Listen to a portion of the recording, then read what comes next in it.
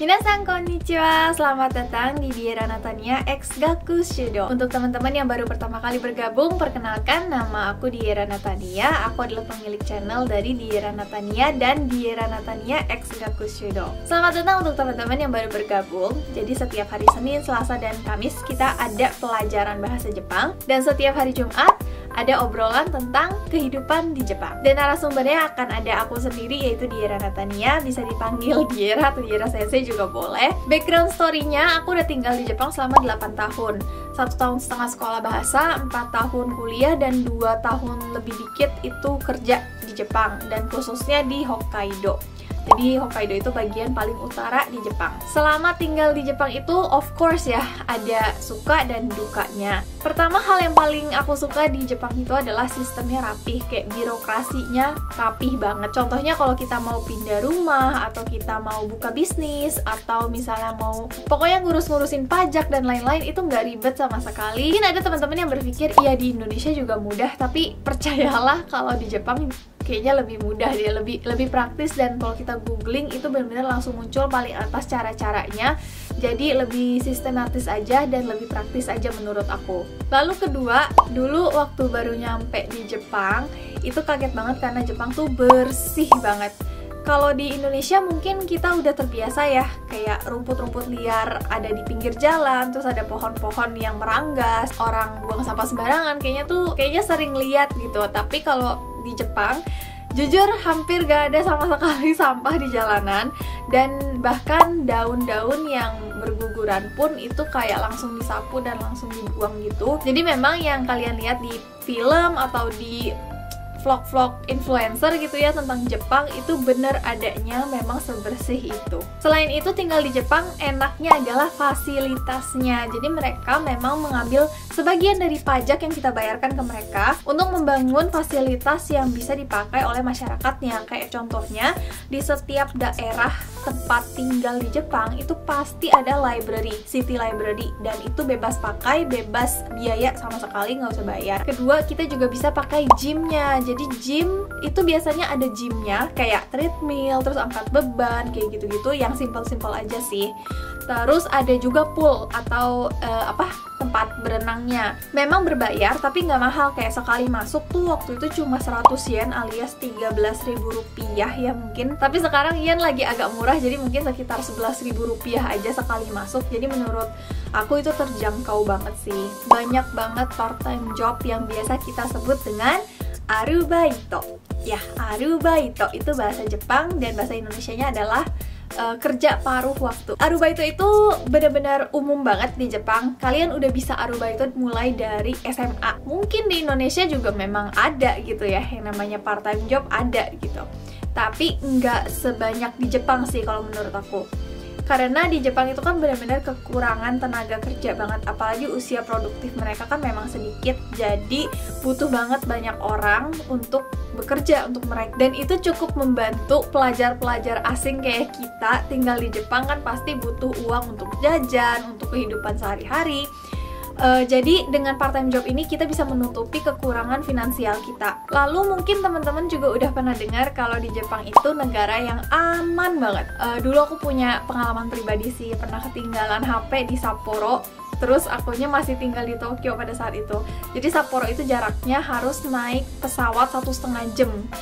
Ketika aku nyampe Tokyo dari Sapporo itu baru nyadar kalau ternyata HP aku ketinggalan di bandara Sapporo. Terus setelah dicari-cari, ditelepon-telepon sana sini, akhirnya ketemu dan mereka kirimin dengan paket tanpa ada kerusakan sama sekali dan tidak dipungut biaya sama sekali. Jadi karena aman ini, kita tuh mau jalan kemana-mana tuh rasanya lebih mudah di sana, nggak ada rasa takut yang berlebihan gitu. Kalau misalnya kita kehilangan barang pun, kita nggak terlalu takut barang kita hilang. Memang sih kalau misalnya uang cash, itu kemungkinan hilangnya besar. Tapi kalau kehilangannya kayak dompet, paspor, itu biasanya balik lagi ke kalian. Selain itu, aku juga suka banget sama yang namanya 100 yen shop atau toko 100 yen.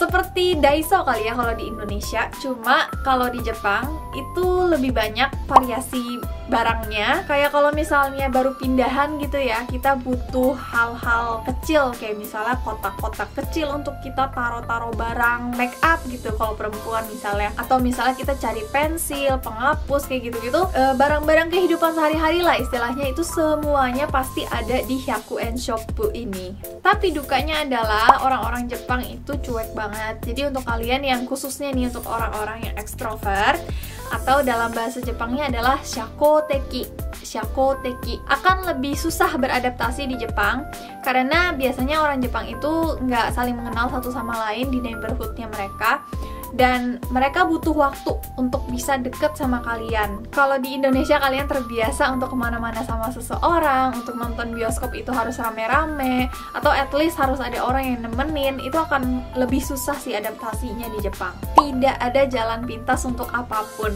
Ini maksudnya bukan kayak jalanan fisik, nggak ada jalan pintas, bukan kayak gitu, tapi birokrasinya. Tadi juga kita udah bahas kalau birokrasi di Jepang itu sistematis dan praktis dan benar-benar udah tertata rapi.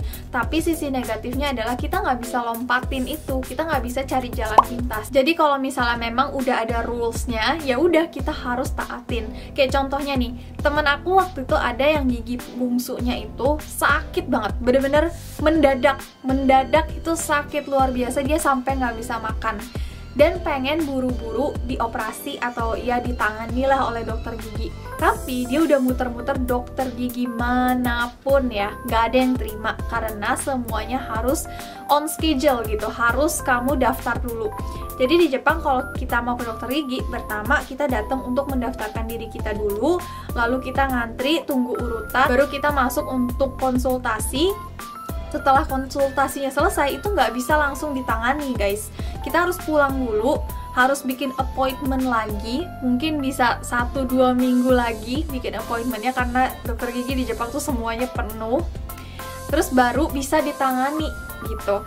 Jadi butuh waktu yang lama. Sedangkan temen aku itu waktu itu benar-benar sakit banget, harus ditangani saat itu juga, tapi nggak ada yang mau terima. Akhirnya mau nggak mau dia nunggu. Dukanya juga adalah makanan Indonesia tuh mahal. Kayak waktu itu aku makan rendang, itu satu porsi dikit doang, kayak isinya cuma dua rendang doang deh, itu 180.000 guys. Jadi untuk kalian yang suka ya makanan-makanan Indonesia yang pekat dan bersantan kayak gitu, mendingan kurang-kurangi dari sekarang. Biasakan diri makan tanpa ada santan-santan dan kayak makanan yang pekat-pekat asli Indonesia kayak gitu. Soalnya ketika kalian udah nyampe di Jepang, kalian harus kurangi sih kalau mau ngirit. Kalau makan kayak gitu terus setiap hari, bener-bener kantong bisa jebol. Dan ngomongin soal kantong jebol, obviously di Jepang itu biaya hidupnya lebih mahal karena gajinya juga lebih tinggi. Di sana mungkin UMR itu sekitar 18 juta dan biaya hidup rata-rata ya tergantung tempat tinggal, tapi kalau dipukul rata sekitar 12 juta kali ya. Lalu dukanya juga adalah bahasanya susah bagi orang Indonesia. Seperti yang kita udah tahu nih, di Jepang udah ada hiragana, katakana, ada kanji juga, jadi bikin bingung gitu. Terus bacaan kanjinya pun tergantung dia diposisikan di mana, suaranya tuh bisa beda-beda gitu loh. Jadi memang butuh banyak belajar kalau soal bahasa, apalagi untuk orang Indonesia yang kita pakainya alfabet gitu. Jadi agak butuh effort yang ekstra. Lalu menurut aku pribadi nih ya, pembayaran di Jepang tuh agak gimana ya, old ways gitu, kayak udah ketinggalan zaman gitu loh. Karena aku lagi pulang nih ke Indonesia, nanti bulan September baru balik lagi kan ke Jepang. Dan di Indonesia tuh sekarang udah maju banget guys. Bayar pakai QR itu tuh bener-bener praktis banget. Dan kalau misalnya nggak ada QR pun kita bisa bayar pakai debit kan. Jadi pemilihan pembayaran tanpa cashnya tuh banyak di sini, bisa bayar pakai GoPay juga lagi. Nah, tapi kalau di Jepang itu masih ada beberapa daerah yang bahkan nggak bisa bayar dengan metode apapun selain uang cash. Jadi pembayaran yang lebih teknologi kayak gitu tuh lebih jarang di sana. Memang sih baru-baru ini udah bisa kita pakai kartu kereta bayarnya gitu, bisa. Tapi nggak di semua daerah. Kayak daerah tempat tinggal aku di Hokkaido, itu kan lebih kayak terpencil gitu. Kebanyakan mereka cuma terima cash aja. Oke teman-teman, kurang lebih seperti itu suka duka tinggal di Jepang. Gimana? Kalian tetap mau ke Jepang? Atau setelah denger video ini kalian malah jadi, aduh nggak jadi deh di Indonesia aja? Gimana respon kalian? Tulis di kolom komen ya. Terima kasih banyak sudah menonton sampai akhir dan sampai jumpa di video berikutnya. Mata ne!